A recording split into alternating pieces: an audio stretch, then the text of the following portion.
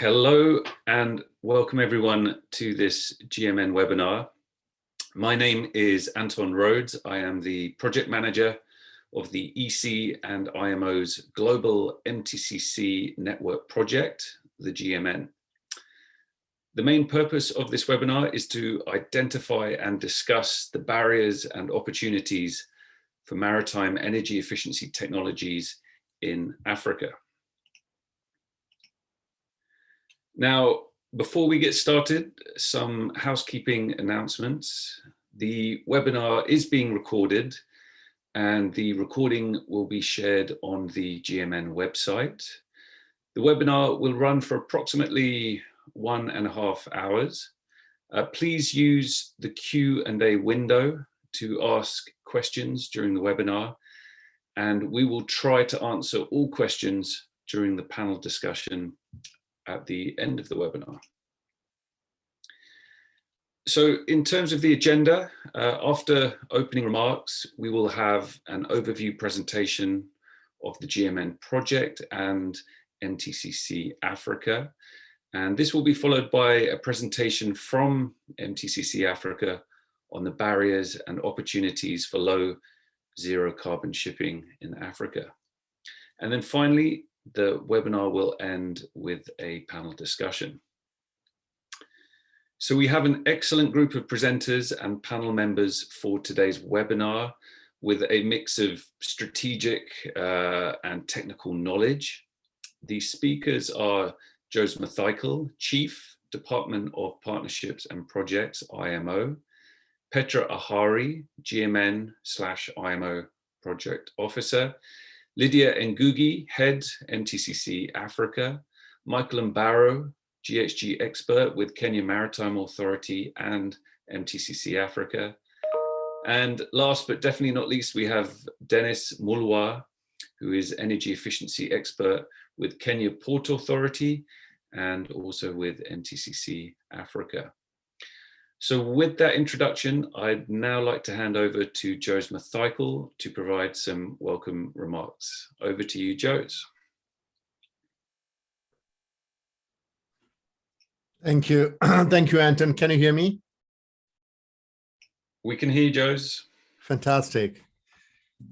Good morning, good afternoon, and good evening to all of you from wherever you are joining us. And allow me to bring you the greetings of IMO Secretary General, and from my side, welcome all of you to this GMN webinar. Ladies and gentlemen, I don't think that I need too much of an explanation on climate change and the contribution of greenhouse gas emissions to that, to the delegates here. But just want to highlight that this is a challenge for the shipping industry, including the ports, and it's a challenge for IMO too, being the regulator for international maritime transport. And it is also a special challenge for the least developed countries and the small island development states. However, if you look into the last few years, you could see IMO has been steadily progressing on addressing this issue. Many years back, we had adopted the MARPOL Annex 6 that regulates requirements of energy efficiency. And then we had a resolution on technical cooperation and technology transfer, which was adopted. Then we adopted this historic IMO GHG initial strategy, which set a very ambitious reduction targets, and especially a 50% reduction by 2050. And then we had a resolution which encouraged the ports to cooperate with the shipping to reduce the emissions. And in the last week or so, you might have heard IMO has adopted the short-term measures that will take this journey further. And these short-term measures include energy efficiency existing ship index, and also a carbon intensity indicator, some kind of a rating system for the ships. And we also adopted, if you heard, the work plan for the midterm to long-term measures to address the climate change. So as you can see, steady progress has been making over the years, and we continue to make the progress. But what is more important for us to remember is this path is long, but it is also a common path. So we got to take everybody along with us, and including the SIDS and LDCs who may have specific challenges in terms of capacity building, technologies, et cetera, So having that in mind, IMO has been implementing a large number of technical cooperation projects, and this MTCC and the GMN network is one of that. Thanks to the European Commission, European Union, who funded it, and it has been implemented by IMO. So this event is one of the important aspects of sharing information about MTCC's work, and thank you very much for all of you for joining us here today, and to share your views and get clarifications on this. And I wish you all a very good meeting in the next 1.5 hours. And thank you for being here. And that's from my side. Thank you, Anton.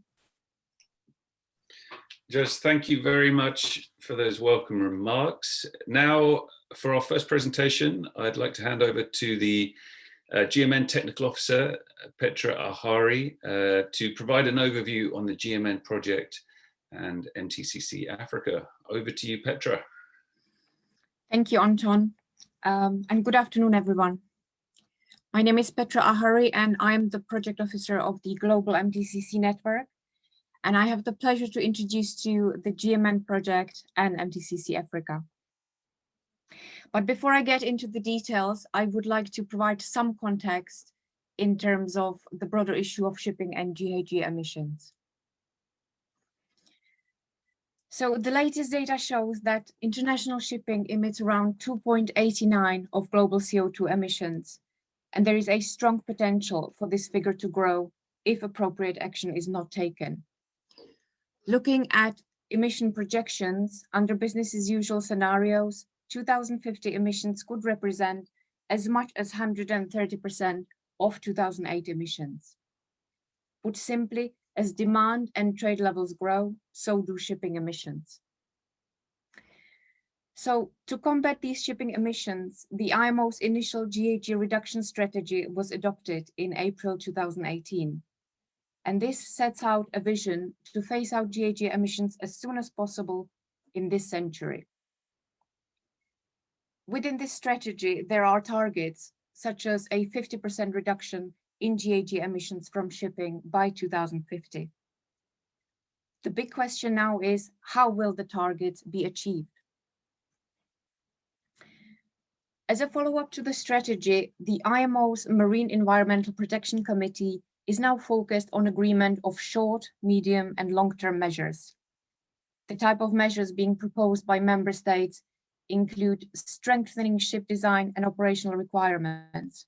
For example, EEDI Phase 3 is now in effect, which should bring up to 30% reduction in carbon intensity for newly built ships from 2025. And also there are innovative measures such as low carbon or zero carbon fuels and technologies that might represent at least 50% of the overall reduction effort. In summary, big changes in the shipping sector are now urgently required.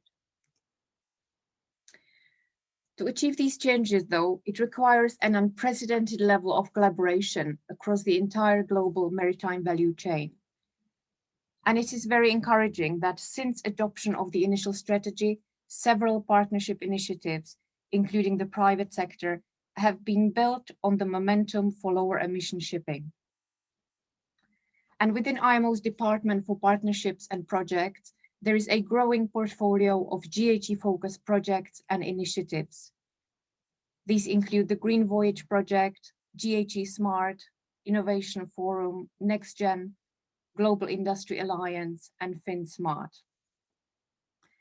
Now, a part of this move towards greater collaboration, there is also recognition that leaving nobody behind is of crucial importance for the successful implementation of the strategy. And this relates most specifically to the challenges being faced by small island developing states and least developed countries. And it is within this space of providing technical support and capacity building to developing countries that the GMN project is playing an important role.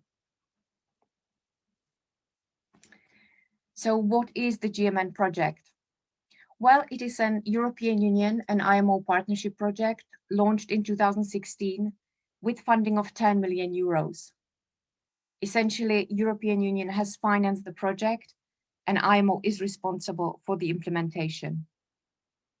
The GMN is focused on supporting LDCs and SIDs to reduce GHG emissions from the shipping sector. And to achieve this objective, maritime technology cooperation centers have been established in 5 developing regions: in Africa, Asia, Caribbean, Latin America, and Pacific. Now, it is important to explain the GMN concept because it is different from the usual IMO approach to capacity building. Instead of activities and events being organized and controlled by IMO headquarters, the GMN approach is that a much greater level of responsibility is handed over to the participating regions. The MTCCs manage their own budgets, they develop and implement their own work plans, and employ their own staff. And by taking this approach, we are helping to institutionalize capacity building at the local level. Now, this was an overview of the project, and now I would like to shine a spotlight on MTCC Africa to give you a clearer picture of what they have achieved in region. The team of MTCC Africa consists of 3 full-time and a number of part-time staff. The team is based within dedicated offices at the Jomo Kenyatta University of Agriculture and Technology, which is the host institution. And the center became operational in February 2017. In addition to a large number of capacity building activities, MTCC Africa successfully completed 2 pilot projects. The main aim of the first pilot project was to promote the uptake of energy efficient technologies and operations within the African ports through the implementation of energy efficiency strategies. And pilot project 2 aimed to quantify the impact of greenhouse gases in selected ports and waterways by equipping selected ships with tablets on board to provide real-time fuel consumption data.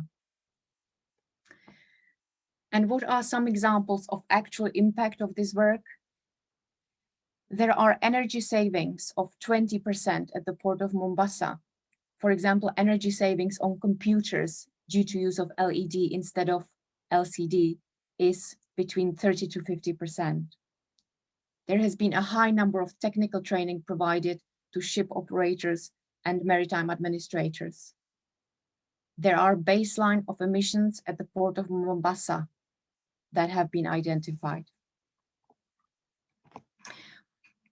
We can see from these examples that the impacts of the center's activities are clear. They are producing quantifiable results in terms of energy reduction, and they are also highlighting to key stakeholders in the region the cost benefits of investing in new technologies and applying energy efficiency measures. And that brings me to the end of my presentation. Thank you, and back to you, Anton.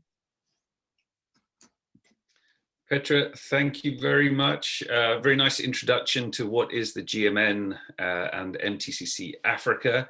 I hope it's much clearer for everyone, what's the main focus of activities for the center. And if you have any questions on the back of that presentation, then please put them into the Q&A so we can read them out to the panel later in the webinar.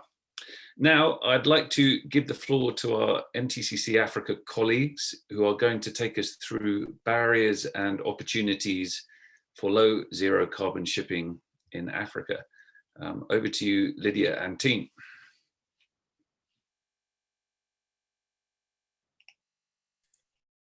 Thank you, Anton. I will now move to start my presentation.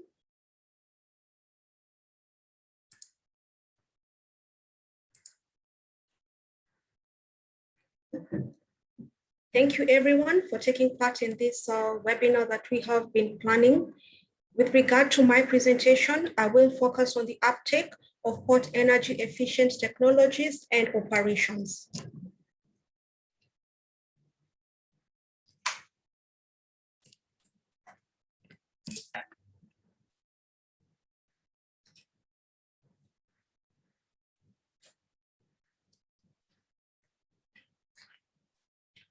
With regard to this subject matter, knowledge sharing related to the maritime energy efficient technologies incorporates consideration of the barriers and opportunities for developing regions. In this perspective, MTCC Africa has put a focus on maritime energy efficient technologies, definitely identifying the barriers and opportunities in the African region. My presentation will focus on the methodology of the national technical needs that looked into the barriers assessment procedures. First and foremost, MTCC Africa worked with several countries and carried out a maritime needs assessment survey. In ensuring that this was a success, we worked very closely with the stakeholders, this being the maritime administrations, the maritime ministries, and the port authorities as well. In so doing, we ensured that we looked at the technical needs and as well as the capacity building needs. A consideration of the technical needs plus the capacity building needs gave us a wider picture as to what were the barriers and the gaps that existed within the implementation of MAPOL Annex 6. In addition to this, the aim of the survey was to ensure that it was designed to address specific areas of interest in the maritime region. And these specific areas of interest are very technical in nature. For example, we definitely needed to look at the technology needs for the participating countries, the technology barriers and the gaps that existed, and the available technologies as well. The results of this survey will be explained more with the next presenters from MTCC Africa. However, there are some legal and technical considerations that were imperative during our study. Given that most member states given that most maritime administrations and maritime ministries of transport are member states of the International Maritime Organization, MTCC Africa had to put into consideration the following legal technical consideration. This includes the number of ports per country, the ports and the ports facilities within the respective countries, the environmental challenges affecting the ports. And in this sense, we definitely had to work very closely with the DPAs at the ports, that is the designated persons ashore in various African ports. In so doing, we had pilot projects that looked into the emission reduction and the energy efficiency measures and technologies implemented within the ports, or measures that they were putting in place to ensure that they curb some of the implementing barriers. In addition to this, there was also consideration of the awareness of the IMO measures as highlighted in the presentation, as you can see. And these were some of the considerations that we shall be looking at in the next presentations coming soon. In addition to this, the survey also ensured that the frequency, the type of vessels, the port calls, and the geographical dimensions were all put into consideration. This is to ensure that there was consistency with regard to the nature of the implementation of the MAPOL Annex 6 Convention and what it entails to ensure that MTCC Africa builds capacity to ensure that we mitigate climate change in the shipping and maritime industry. Thank you. Over to you, Anton.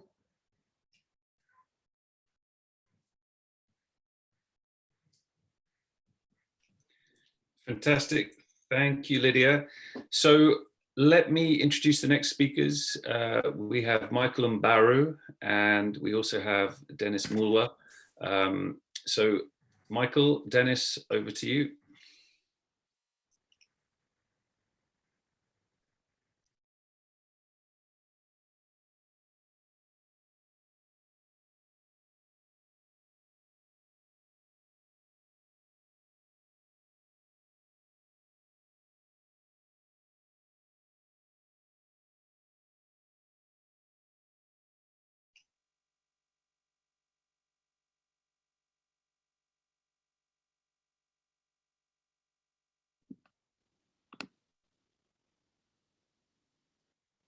Thank you, Anton. My name is Engineer Dennis Mulwa. I will be presenting on uptake of energy efficient technologies, the available technologies that have been implemented in the various African ports.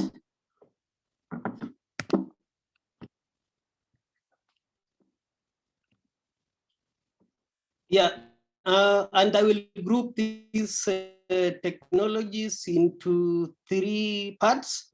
I will be looking at the technologies that are available for the key areas of the ports, then technologies that are available for the yard areas, and the initiatives that have been undertaken on offices and on the shores.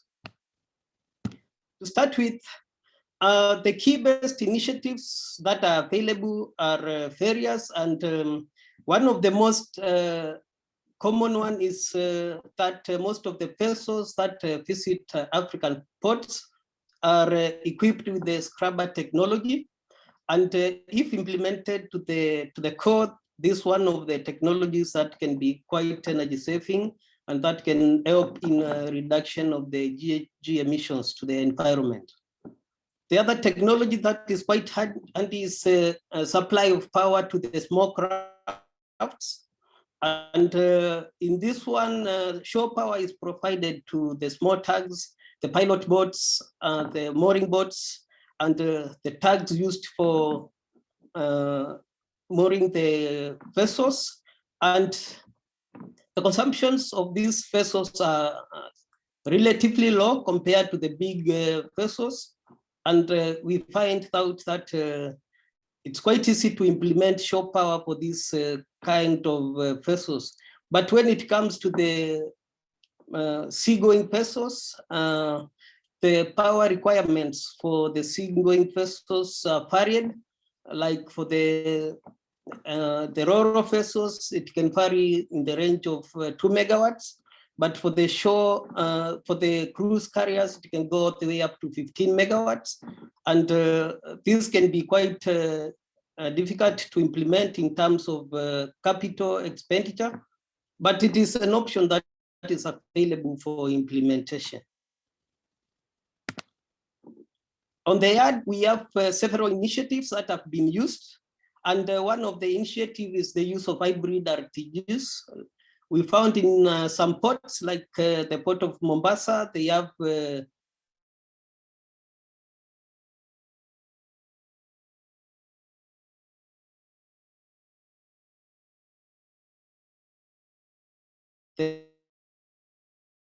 power from the generators. So the combined power from the generators and the power stored in the capacitor banks are used together in the next cycle of operation. And in so doing, there is a lot of energy savings. The other one available is electrification of urban mobile cranes. And we found that this equipment come with the hose reels for connection to shore power. And what is needed is the shore connection point.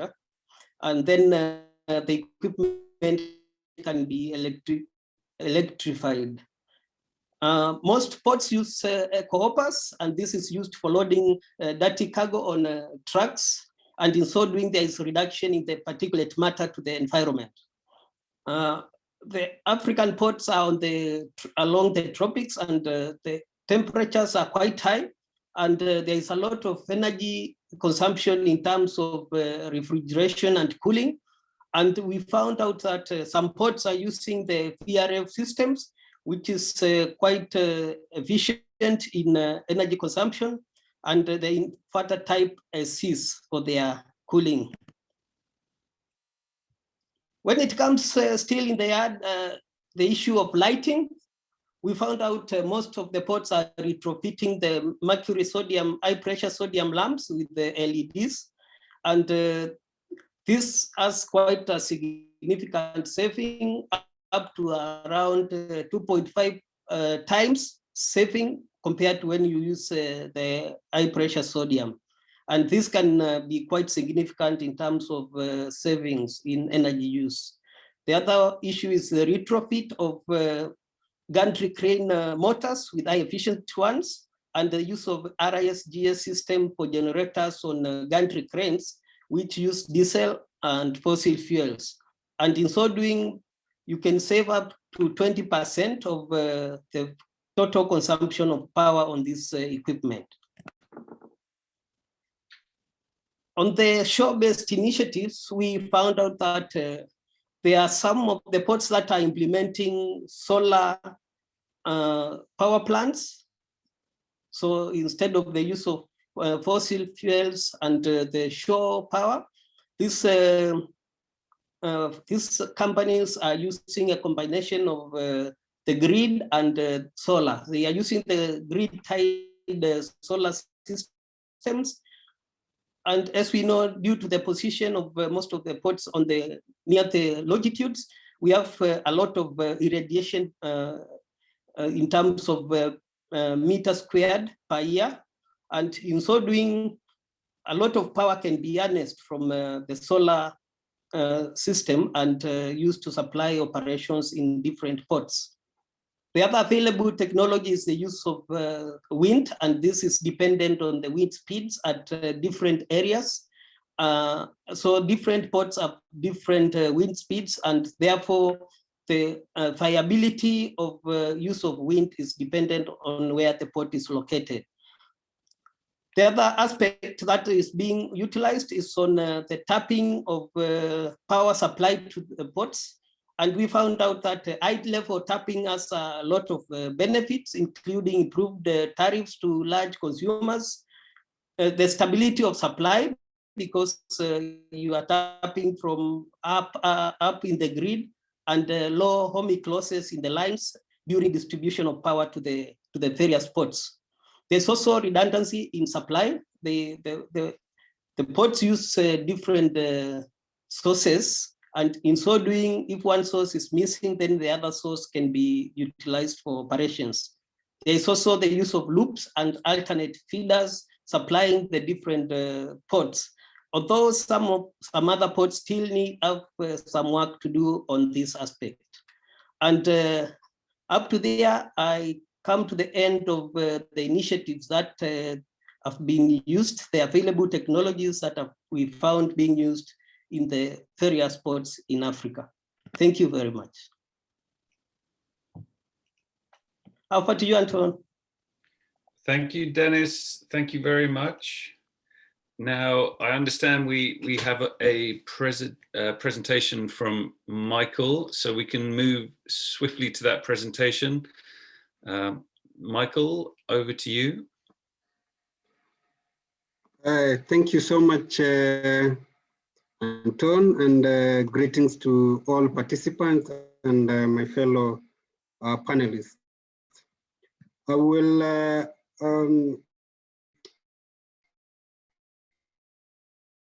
give a presentation as assessment that we undertook as the MTCC. And as you have heard from the previous panelists, you by now are aware of the measures that are being adopted at the IMO in terms of reducing and mitigating GHG emissions.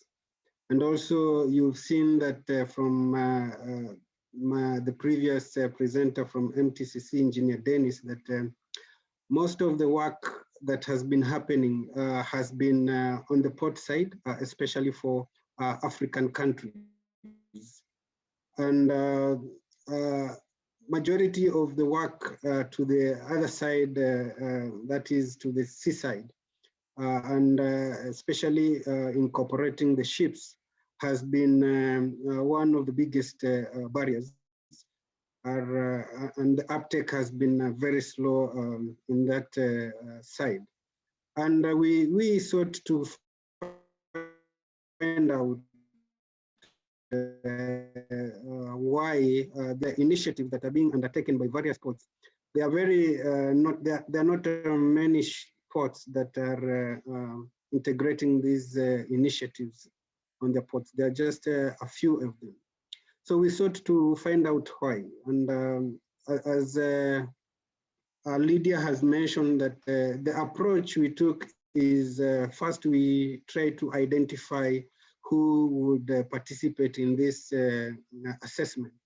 And most of the participation came from the maritime administration, the port administration, and other interested parties, such as the environment. Administering of questionnaires,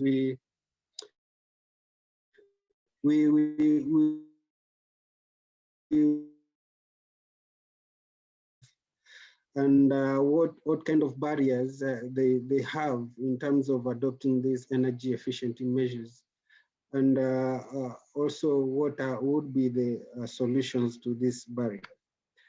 But before we proceed to those, we looked at also what is the traffic in African ports significant.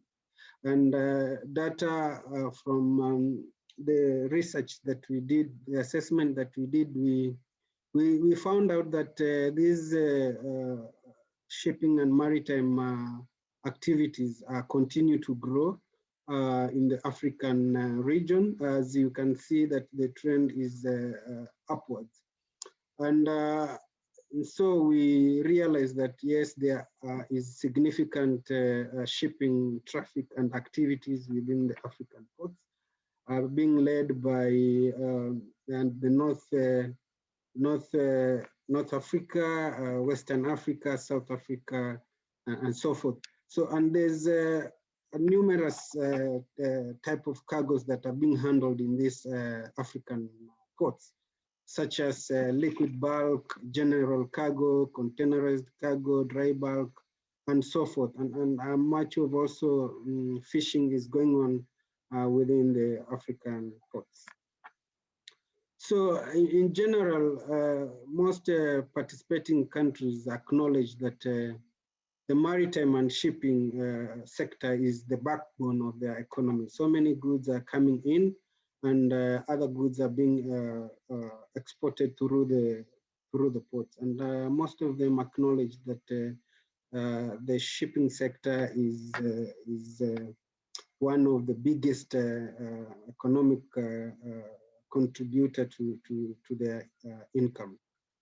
Also, they acknowledge that emission is one of the most challenging problems in the shipping sector, and financial capability and also capacity in terms of expertise was one of the main barriers to adoption of energy efficiency, and also the availability of some of these technologies in the countries. And of course, competing priorities. More countries are geared towards expanding the lean resources, that financial resources they have.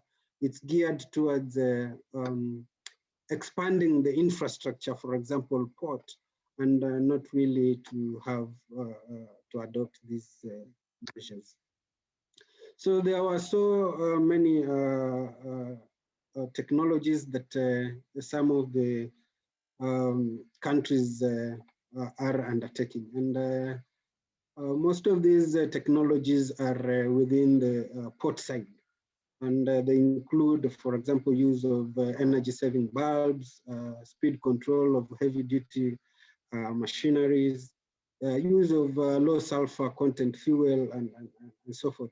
There's some technologies that, and this one country reported that they use shore power for their fishing vessels, and because of the huge fleet of fishing vessels and the need to have storage for this fish that they caught, then this cold storage necessitated them to put at the port some shore power so that they can tap into the grid from that national grid, the electricity. We have also other systems that have been adopted, the single window system that facilitates fast clearance of these ships and cargo.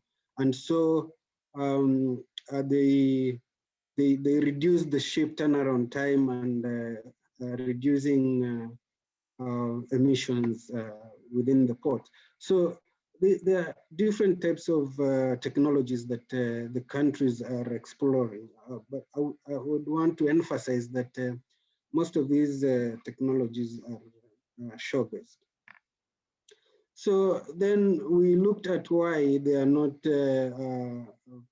adopting these technologies. What would be the barriers for them to adopt these energy efficiency measures and other technologies? And most of the countries reported that budget constraints and the high financial implications of these technologies is the main barrier to adopting these technologies. And of course, a lack of expertise, human resource in this area was very lacking and I would say inadequate. And of course, some awareness, because of the inadequacy in expertise, they may not be able to recommend the appropriate technologies that can be used, and therefore the inadequate awareness of this and also inaccessibility of these technologies was also a factor. Other factors which were main factors included inadequate regulatory frameworks, for example, to be able to set standards that may be adopted to reduce the carbon footprint or to reduce emissions from this sector. And also some of them reported lack of sufficient electrical power, for example, to support schemes such as shore power and cold iron. So then we sought to find out, so what are the pressures, for example, what are the drivers for these technologies that they have so far adopted. And a majority of them reported that most of these technologies are to comply to, for example, environmental legislation, compliance to environmental regulations that require, for example, reporting of emissions within, for example, the ports. So they have to put measures to ensure that, well, these emissions, for example, are reported. Others include, for example, business or client-driven. So some companies are looking at doing business with companies that are environmental friendly, and this was also one of the factors that was reported to drive the uptake of these technologies. We look at also port policies. Some port had green port policies, and implementing these policies also gave a bit of the pressure or the drive to adopt these measures to reduce emission. Some other factors included the pressure from communities, especially the neighboring communities, and they did this mainly through CSR programs. You would see that there are some activities that are being undertaken on CSR basis and are contributing towards reducing emissions within port areas. So they proposed actions which I see them as opportunities, and there's a huge potential from these countries because of the slow uptake of these technologies. And if we talk about the theory of change, I think Africa would if the adoption is increased, would have a very large opportunity and capacity to reduce or to decarbonize the industry. And this is because of relatively the low uptake of these technologies currently.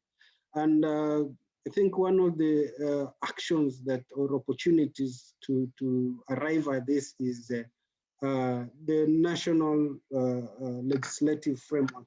I think through compliance to a robust legislative framework, we could see a huge shift in terms of decarbonization of the shipping industry in this region. We note that, for example, some countries have ratified the MAPOL Annex 6, but however, they have not domesticated these annex into their national legislations, and of course, then issues of enforcement come in. We look at an area that also has had a huge impact is having the green port policies within and energy efficiency plans within, for example, the ports, which now outline various initiatives that can be used to make the port green and also to reduce emissions within the ports. So we see in these policies, we see issues to do with having strategies, for example, the single window facilitation system. We have some replacement of, for example, equipment that use heavy fossil fuel to more eco-friendly equipment. So if you have this green port policy and it outlines the programs that are required to be undertaken, then you see that there'll be very huge shift in decarbonizing the industry. We look at emission inventory, which is largely lacking in most African ports, and which for me, I think if you know the extent at which you emit, and also if you know the sources that are emitting extensively, then you can put specific measures to reduce those emissions. So emission inventory is one of the areas that is also lacking, which has a huge potential to determine which measures you can put in place to reduce GHG emissions. In a nutshell, we need to support legislative frameworks within this region and try to see how we can put standards. And I think one of the areas that I have noticed compared to our counterparts in the European Union is that we do not, as the African region, we do not have that, I may call that togetherness in terms of having uniform implementation, uniform standards, uniform solutions into trying to decarbonize the shipping industry within the African region. You would see that the EU is coming up with different standards, different legislations, and so forth. And I think we need such kind of a working framework within the African region to champion decarbonization in Africa. We are also looking at exploring innovative financing instruments, and also we see what market instruments and market tools can also allow us to adopt these technologies and promote the invention of these technologies within the African, and to see what really works for us as an African region. Support capacity building initiatives. I think we need to make deliberate initiatives that are really helping these states. And I'm looking at options, for example, twinning an African port with a European port and trying to replicate what is happening in that port.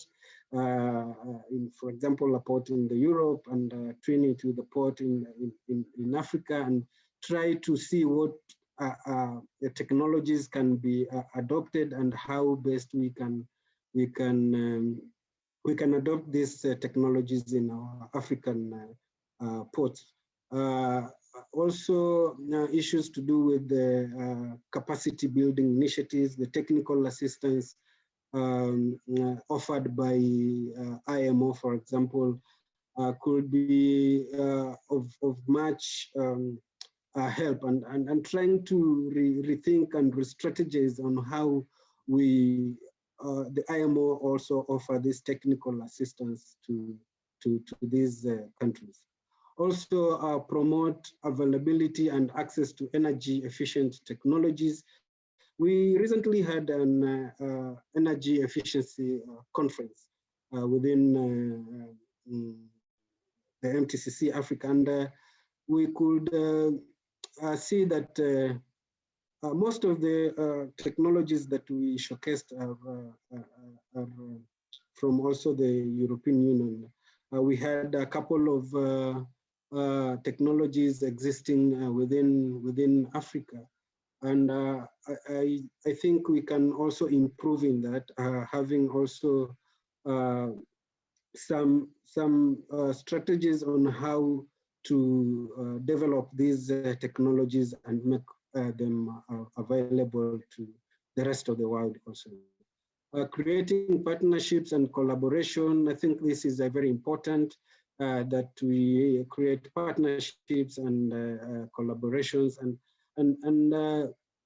in matters energy efficiency. And these are some of the areas that the countries identified as some of the opportunities that can improve adoption of and uptake of energy efficiency technologies in our African ports. Thank you so much, and thank you for your attention. Michael, thank you very much for that presentation.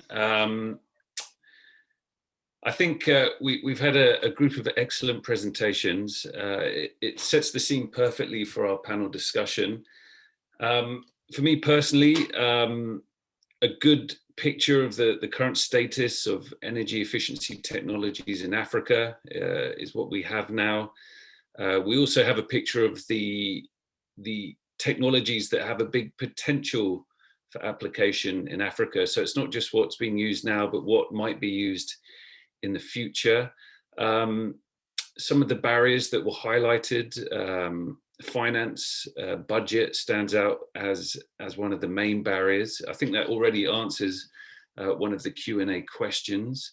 There were also issues of supporting infrastructure for technologies. And again, it's related to the issue of finance budget.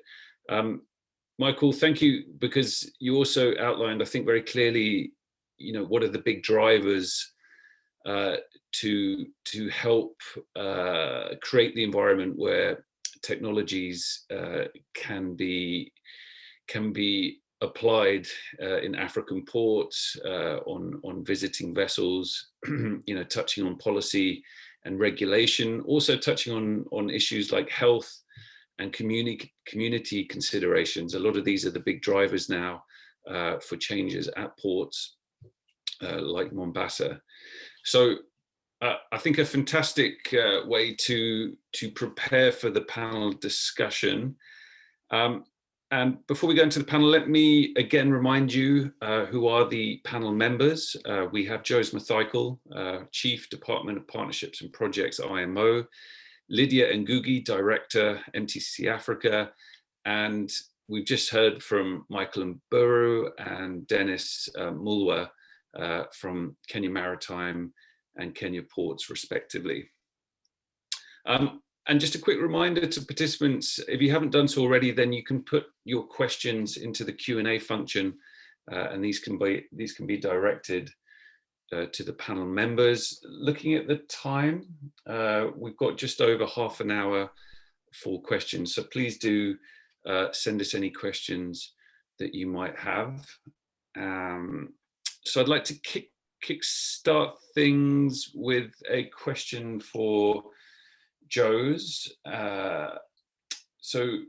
One of the questions, how will, let me see.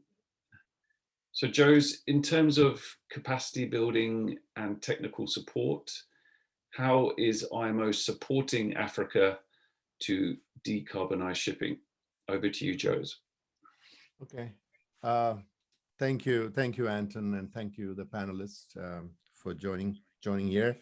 To that question, I think I have a little bit longer version. How do we support Africa in terms of capacity building, etc., and the whole aspect of decarbonization?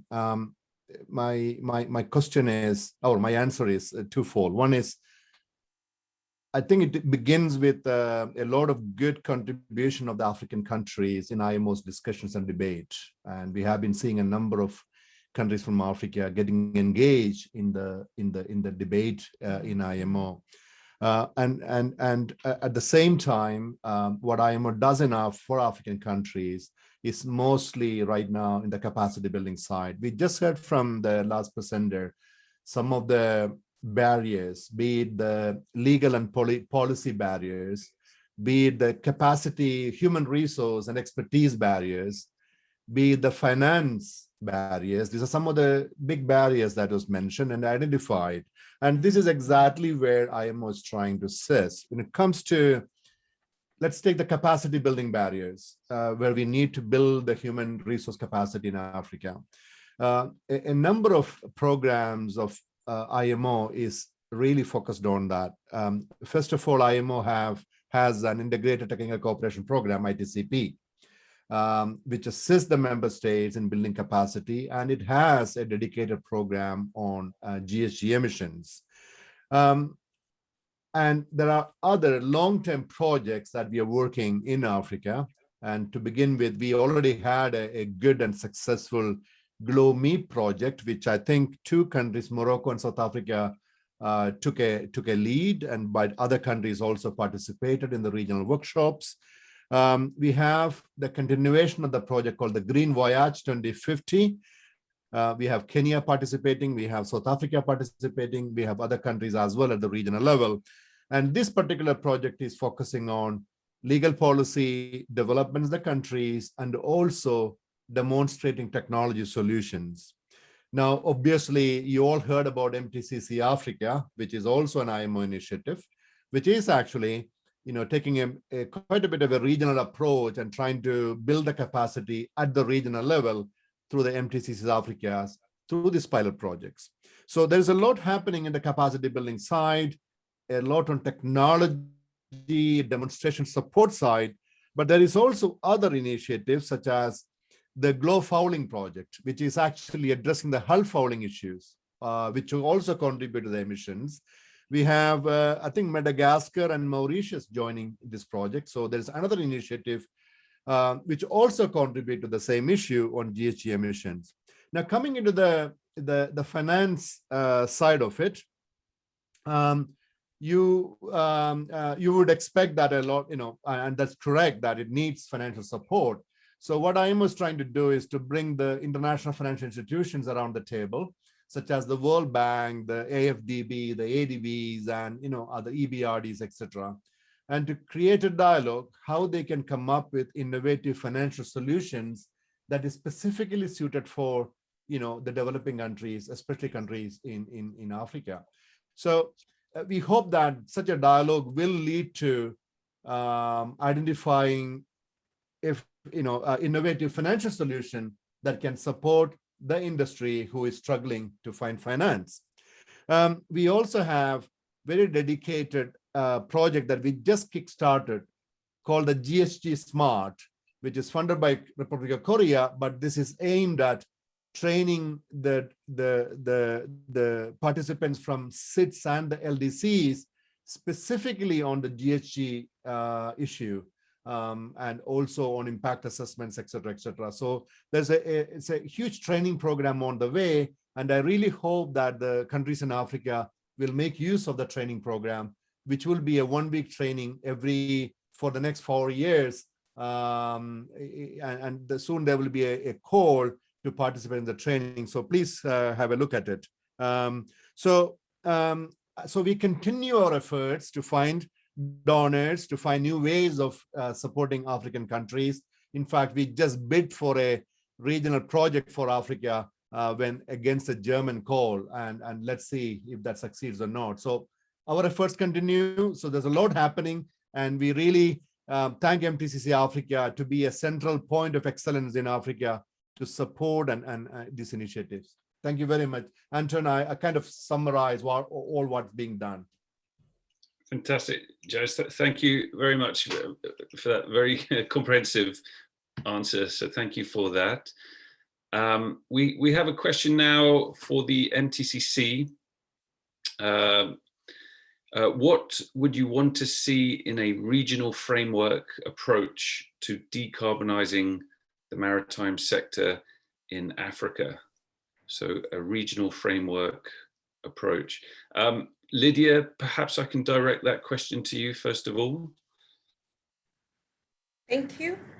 Thank you, Anton. With regard to what MTCC would like to see, as the question suggests, it will be very important for the region to be familiar with the convention itself, that is MAPOL Annex 6, in terms of the legislation perspective, from the legal perspective, ensuring that the legislation has also been domesticated and placed into national law. That's one aspect that needs to be put into consideration. In terms of ensuring that there is a cohesive, comprehensive approach in what we would like to see, it's also very important for the African states to work in support towards the implementation of the IMO GHG strategy, especially the short-term candidate measures, and some of the quick short-term measures that can be put into consideration by the member states of the IMO and also the African Union is ensuring that some of the technical elements like the just-in-time consideration, the port state control consideration, these are some of the things that can be put into consideration as well. And of course, the main aspect of capacity building, MTCC Africa is working very closely with the focal points to ensure that this is put into perspective. Thank you. Excellent, Lydia. Thank you very much for that. I'd like to invite any other panel members to provide comments on that question. Any answers? For me, I think, as I said in the presentation, is that if you borrow a leaf from the European Union, you'd see that they have a sort of an agency that deals with maritime issues, and they have a strategy on how to deal with shipping and maritime issues. So I would like to see a common strategy for Africa, and this strategy would then try to bring out the uniform implementation of some of the policies that would lead to decarbonizing the industry. We have some common challenges, as we saw from the assessment that we have, and we also had common solutions. So, and you see that most of the, for example, the ships that are coming to one African port, it goes to other African ports before continuing with other voyages. So for me, I think if we have a convergency whereby we bring out the policies that we need as an African region. Then we also bring out the solutions that we deem them fit, and we tackle these issues from a common place. Then I think we would make the steps even more huge in terms of decarbonizing the industry. Thank you, Michael. Appreciate that.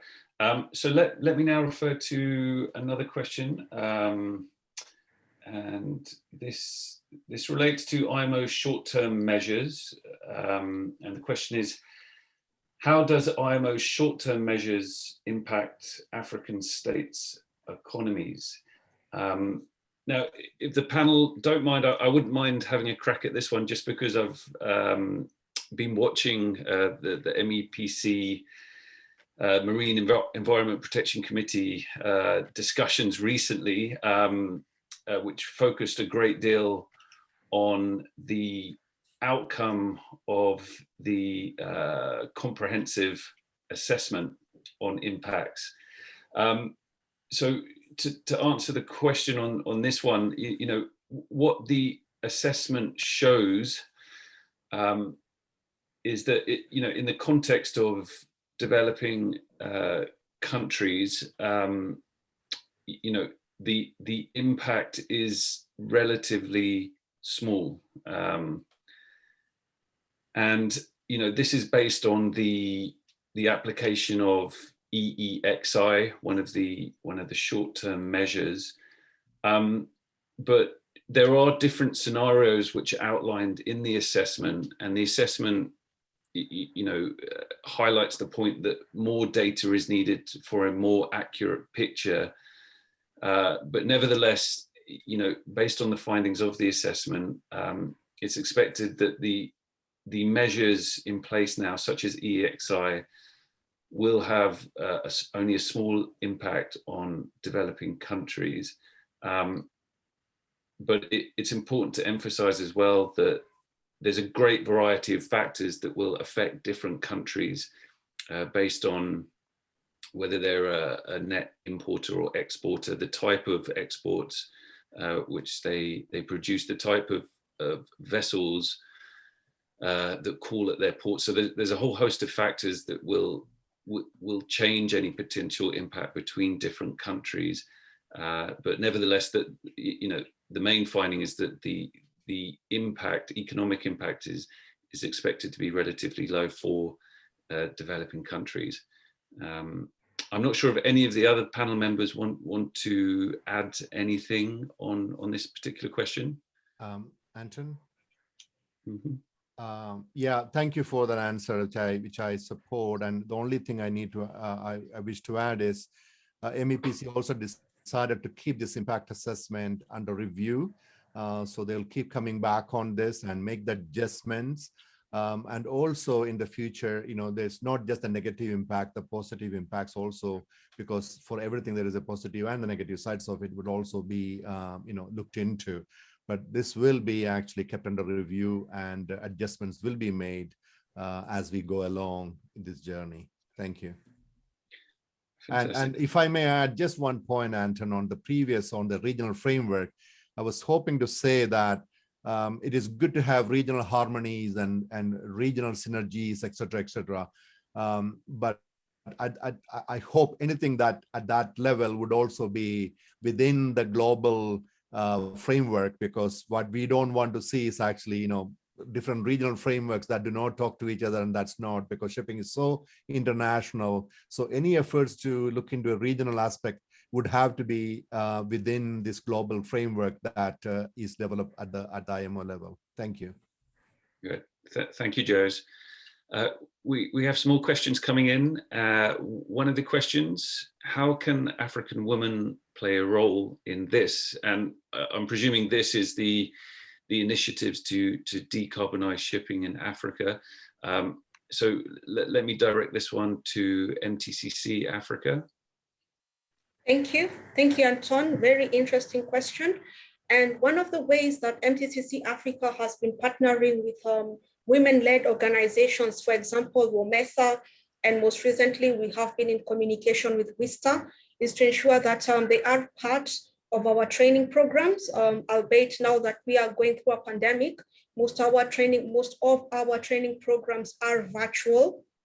However, we do work very closely with even Women in Maritime based at the IMO, as well as the UN Women Consideration.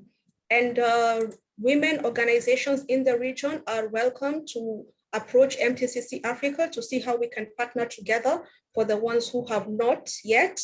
A similar question I see from the same delegate is with regard to where are the focal points located, or the consideration in terms of the focal points. To this effect, MTCC Africa is based in Kenya, but we ensure that we cover the entire African ocean space.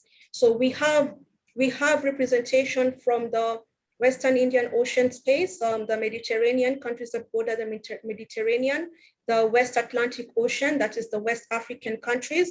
And we do this through having focal points based at maritime organizations, maritime administrations, or the ministries, relevant foreign affairs, and relevant embassies as well.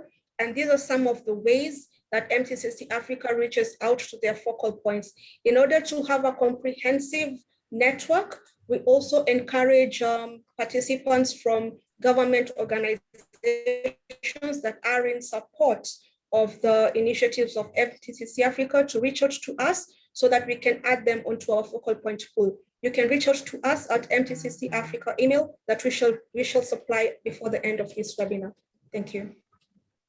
Excellent. Thank you, Lydia. We now have some technical questions which have come in. The first of which, let me direct this to Dennis. Dennis, what technology is available to help monitor the use of fuel with low sulfur content in the vessels calling our ports and ensure compliance? Dennis, are you happy to take this one on?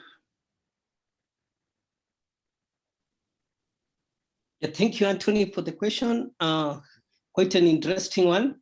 What I can say about this question is that most of the vessels, once they reach at the approach to the ports, they are always guided by the pilots who are based at the various ports. And one way we can achieve to know whether the fuel being used is low sulfur fuel is by sampling of the oil that is being used, courtesy of our pilots at the different ports. We can have samples of the oil that is, of the fuel that is being used by the vessels, and we can have the samples checked on the sulfur content once at the shore. I believe, unless Baru has something else to add, I believe that is one of the ways we can make sure that the fuel is at the content that we need. Yeah, sure. Of course, the answer you gave is appropriate. It's one of the ways that we ensure monitoring of low sulfur fuel, and also there are other technologies which use, for example, sniffing technologies around the port and try to use, for example, drones to sniff emissions around the port, and some also of the vessels that are within the port to try to see if they get any sulfur content or sulfur emissions within the port, and try to associate these emissions to a particular vessels, and then do further investigation into what is the content of sulfur in those fuel. So on top of the sampling and taking it to testing, you also use this sensors, for example, drones fitted with sensors that can sniff sulfur emissions, and then you carry further investigation to which is the probably vessel that may be emitting sulfur. Thank you. Fantastic. Thank you, Michael. Very technical answers to very technical questions, so appreciate that. I think we now have a kind of more strategic level question. Maybe Lydia, you're best placed to answer this one. How can industry support this initiative to achieve net zero emissions by 2050 in Kenya and the African region? Lydia, can I pass that one to you? Yes, thank you, Anton, no problem. How industry can support this? Probably I had highlighted earlier, we have some of the techniques. For example, the one that is currently being rolled out through a trial process in the port of Mombasa, that is the just-in-time technique, and Michael and Dennis can elaborate further on how it is applied. These are some of the ways that can be an interim measure.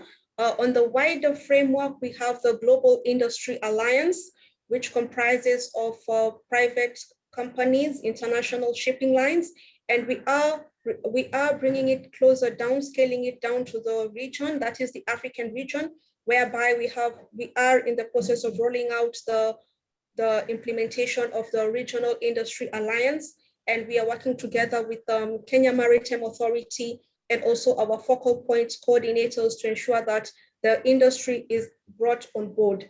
In addition to this, lastly, we can also have support of the industry through bankable projects. Some of the financing institutions, the IFIs, can come on board and support the shipping industry in terms of promoting decarbonization within the aspect of net zero emissions by 2050. Thank you. Fantastic, thanks, Lydia. And Jose, if you don't mind, what I'd like to do is take that question up a level to the kind of IMO level. You know, how can industry get involved at that IMO global level to support this drive to reduce emissions from shipping?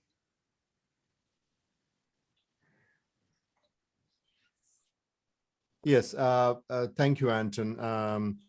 I guess I was hoping to talk about more on sustainability, but I think it'll come later. But on the industry side of it, what we are seeing at the global level, first of all, the engagement of industry in the regulated discussion is certainly important, because industry is the final actor in this game. They are the ones who have to finally do anything about it. So it is important for them to be on board, but it's also important for them to be looking into developing innovative solutions and addressing the issue, because the expertise is within the industry, that they know the game. So the Global Industry Alliance is a classic example where we have like-minded companies came together around a table and they said, okay, these are the major barriers for us right now. And in order to overcome this, we may need these kind of solutions.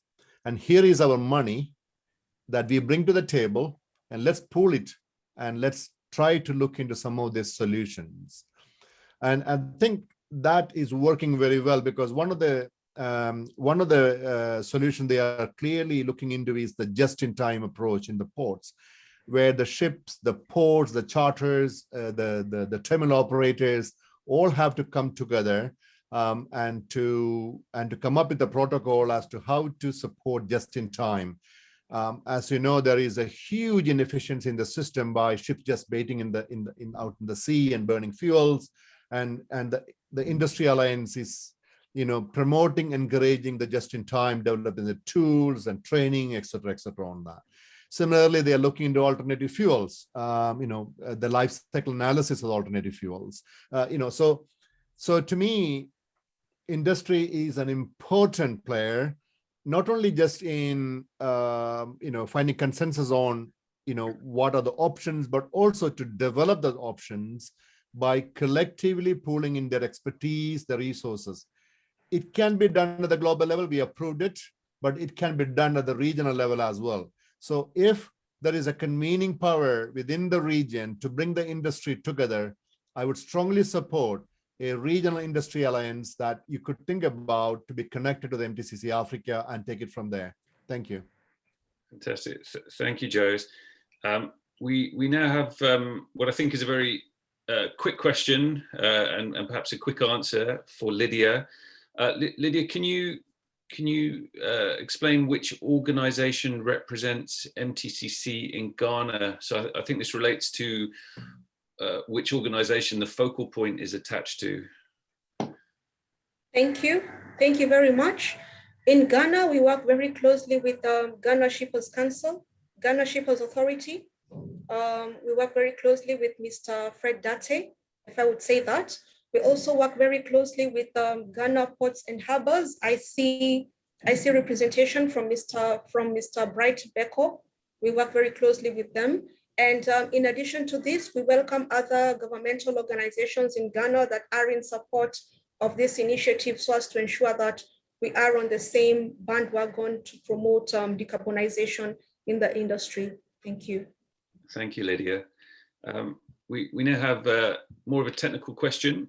So Michael, Dennis, do ships go through inspection on a yearly basis, like vehicles, cars, in order to reduce emissions? Can one of you answer that one?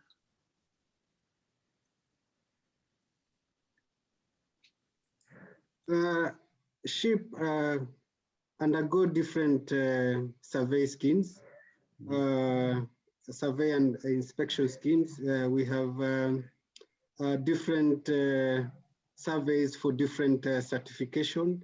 We also have intermediate and annual surveys based on different aspects of the ship. So, well, depending on the various aspects, there are surveys and inspections that are carried out on the ship. And this also is complemented by the various port state control inspections that the ship undergo in various ports, just to make sure that they have the various certification that they are supposed to have as a ship. So yes, depending on which inspection or which survey, the ship has different surveys that and inspections that it undergoes.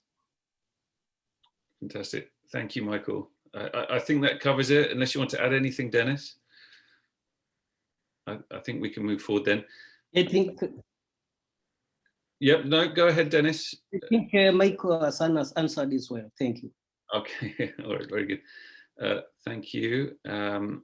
We now have a question from an anonymous attendee. And again, I think a very technical focus. So Michael, Dennis, this one is for you. So the first part of the question, what is the annual estimated average for the past 3 years of CO2 emitted tons by shipping and related operations? Yes, I'm not sure if our panel members will be able to answer that. We don't have enough information, whether it's global or regional. Is that correct, Dennis and Michael? I think that's just too broad. So those are the type of initiatives that as MTCC is trying to carry out, especially in this current phase that has gotten the extension. And we are trying to estimate and do some inventory into what really is the situation within the country. So I think that those are some of the results that MTCC will be producing and make them available in the near future. Yeah. Okay. Just adding to that, I can see it's in the context of Kenya. For that participant, I'd suggest going to the GMN website, because we have the MTCC Africa reports on data collection, mostly focused on vessels at the port of Mombasa. So it might give an indication in terms of emissions. at least from the participating vessels. So that might be useful for you if you're looking for empirical evidence. Okay. Anton, can I just add on to that? Yeah. That particular question, just to highlight that an initiative such as MTCC is created first and foremost to get the countries moving and start building the capacity. The pilot projects are there to build the capacity and build the confidence that they can do this and they can continue to do this. It is a bit too ambitious to say, okay, we create an MTCC and tomorrow you will see 100,000 tons of CO2 being reduced. That's not the way things work. It actually, you start building, you get the ball rolling, and then eventually these things will happen. Obviously, we have seen a couple of these efforts in Mombasa itself is showing with the light changes, et cetera, energy efficiency, and this is all in a way catalyzed by these initiatives. We have seen good examples in Pacific where ports are electrifying and there are solar applications, and there are clear empirical evidence that even, it was not expected, things are really happening. So I think it will be a bit too ambitious to expect that there will be a huge reduction in, just from a project like this. But it is a cornerstone, it is a catalytic, and I think as we wait and go along, this will result in impact. So I think that should be the positive way looking at it. Thank you very much. Thank you, Jose. Thank you, Jose. Lydia, we have a woman in maritime focused question again. So as a WMESA member, I'm glad for the partnership with MTCC Africa. Would you consider also including WOBN, ASA partner, Women on Board Network in Kenya? Lydia, I'm hoping that you understand all the abbreviations. Thank you, and I'm very happy that it's placing SDG 5 on the map. And Women on Boards Network in Kenya, I am familiar with the organization. I will throw the net wider and encourage our Women on Boards network in Africa, and MTCC Africa can put that into consideration. I encourage the state delegate who has asked us this question to write to us so that we can definitely work together. We'll pass this on to our Board of Management at MTCC Africa to make sure that we are all inclusive. Thank you. Thank you, Lydia. Thanks very much. So we've got about 5 minutes left of the panel. I'd like to direct a question to Jose Mathikel. Jose, what is being done in order to make the GMN sustainable into the future? Thank you, Anton. Extremely important question for all of us here in this, not just in the panel, but from the countries. Sustainability is so much important for us to take this journey further. So from my point of view, there are 3 ways to look at sustainability. One is obviously we should keep looking for external support, such as the donors who are interested in getting this, this moving. And so that is obviously there is a lot of interest, and they have seen the good benefits out of this, and I'm hoping more donors will come through.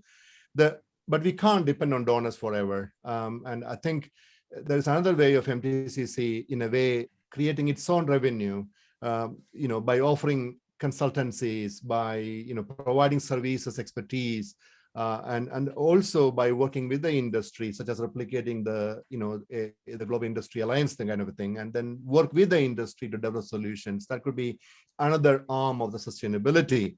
But obviously, IMO is keen to see this going as well, because we are getting a lot of requests from member states to, appreciation of what MTCC is doing and their interest to continue this. So we are thinking of ways and means of how do we continue to use the MTCCs, not just for the decarbonization, for other actions from IMO as well. So in the future, there would be opportunities probably to work with MTCCs, and the ITCP program could be looked into to see whether MTCC can support implementation of ITCP. And also the IMO's GSG Trust Fund, that is not very big right now, but maybe MTCCs may take benefit of such trust funds. But the point, another important point I would like to make, it's not just IMO, it's not just MTCC itself, it's all of us who, if we see the benefit of the MTCCs for the region, I think it should be a combined effort as well. And the countries can do a lot. First and foremost, to start getting more engaged with MTCC, participate in such meetings, and thanks to all of you who are here, and even more in the future. So that dialogue is so important. So this is your own center of excellence. So your engagement is so important for sustainability. But also, when you have donors approaching us, when you have project proposals that you think MTCC can, get involved, please plug in MTCCs, Africa as one of your components of your projects, even if it's a donor project, that is coming your way, even at the national level. So you can also help sustain the MTCCs. And I've recently seen the GEF, the Global Environment Facility, and the GCF, both of them have not been, coming much in a big way into shipping and energy efficiency area. So there is a way your countries are all actually, have the access to the GEF funding and the GCF funding.